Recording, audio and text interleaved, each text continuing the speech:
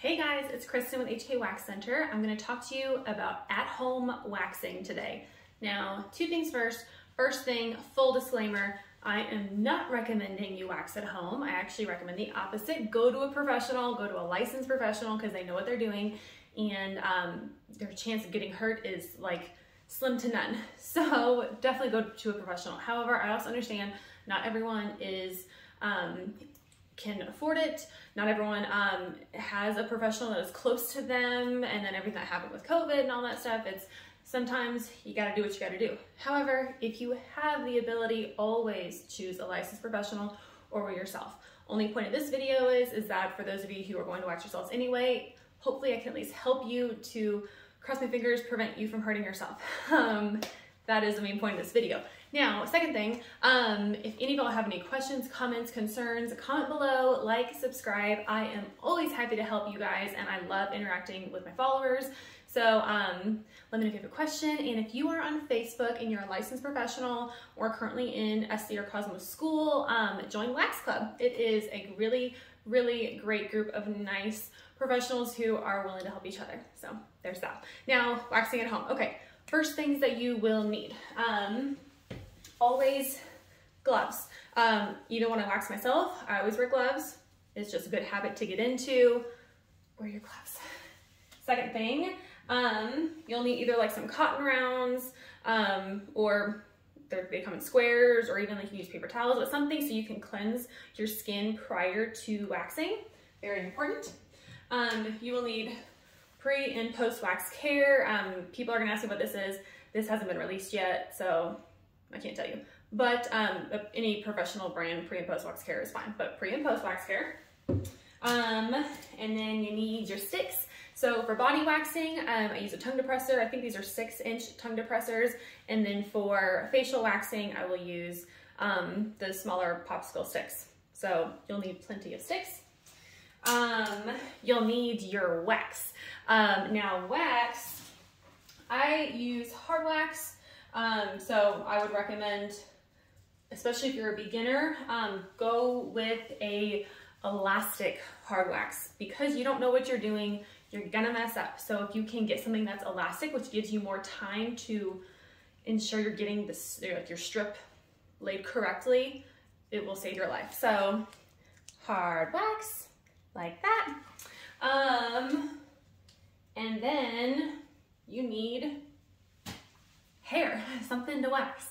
Now for newbies, I don't really like that word, but for new at-home waxers, the first thing I can say, practice, practice, practice, practice. I would definitely recommend getting some kind of either like practice on paper, or you can use a silicone mat.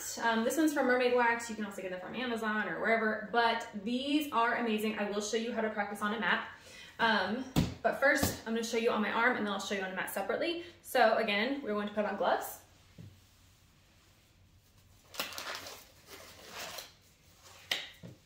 Okay, next, we're gonna cleanse the area. So let's see, that's my lotion. What am I doing? Oh my gosh. You need to make sure the skin is nice and clean, because if it's not, then the wax is not going to be able to adhere to your skin. So you have to clean the area, make sure there's no makeup, dirt, sweat, lotion, anything like that. It's gotta be clean. So cleaning the area like that. Next, we need to ensure the wax consistently is correct. This is crucial when it comes to waxing. It needs to move like honey or molasses. So I'll get some on my stick so you can see what I'm talking about. If it moves too fast, see how slow that's moving? If it moves too fast, that means the wax is too hot and it's gonna burn you. If it moves too slow, that means the wax is too cool and it's not gonna be able to adhere to your skin. So this is perfect. It's very slow moving. All right, so you lay a strip in the direction of the hair growth. In this case, my hair is growing upwards. Whoop, it's hard to do with the spinning a stick at the same time. My hair is growing upwards, so I would get all my wax off the stick. You use pressure and apply in the direction of the hair growth. You want to make a lip at the end. That just means you're adding a little bit extra wax to the top and then bring it back down like that. Okay, so this right here, so y'all can see, is my lip at the end. So you can see how there's a little bit more wax right there at the top. That allows you to be able to remove the strip very easily. It will change your life. If you don't do that, it's going to be hard. You're going to have a bad time. So, and then make sure your edges are nice and smooth. You can flick it like that and then pull it off. So this being a super elastic wax, if you can tell, I can really stretch it. Super elastic. There's a ton of waxes out there that are not elastic. So if I were to try to stretch it, it would immediately snap. Stay away from those. Anything on Amazon, for example, not a good idea. Would not go with those. Okay, so now that's how you lay a basic strip. The next thing is practicing. I'm actually going to pull the camera down and show you how you can practice on a silicone mat like this, because this will change your life if you are new and you want to learn. So let me bring this over here. Oh my gosh. Okay. Is that good? Let's go down a little bit more. Oh my gosh. And bring my lights down here too, so y'all can see. Is it gonna stay? Hang on. You know what? I will move this for the camera. There we go. Okay, so if you're gonna practice, the silicone mats are amazing because you can actually lay the wax strip. This is a clean, sanitized area. I have covered this, or I rubbed this down with rubbing alcohol prior to making this. So I can lay a wax strip, remove it, and reuse the wax, which is, oh my gosh, insane, blowing my mind. So you would, same thing like I just did on my arm, remove all the wax from your stick, apply, we're gonna pretend the hair is growing in that direction. You're still gonna make your lip at the end and then pull back down so that your edges are nice and smooth. Just like that.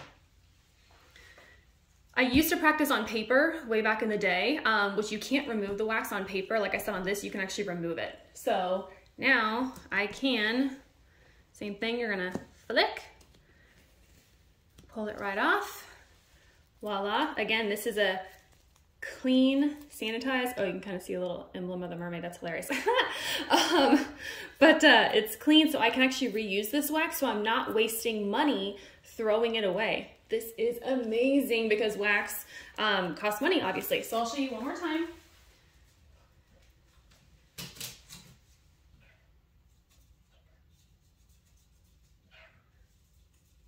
So if I was a new waxer, 100%, I would practice on this first before ever touching my body.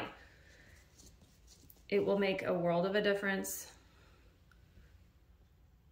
before you potentially hurt yourself or break your hairs because it's not being laid the right way. Just like that. Give this a couple seconds to cool, and then I can remove it.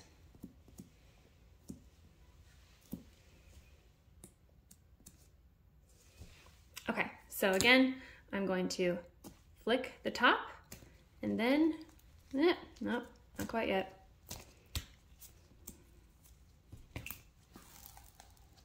Just like that. One thing I have realized is these lights produce a lot of heat. So normally what would take no time to cool, this takes much more time. So again, I can reuse this wax, which is awesome.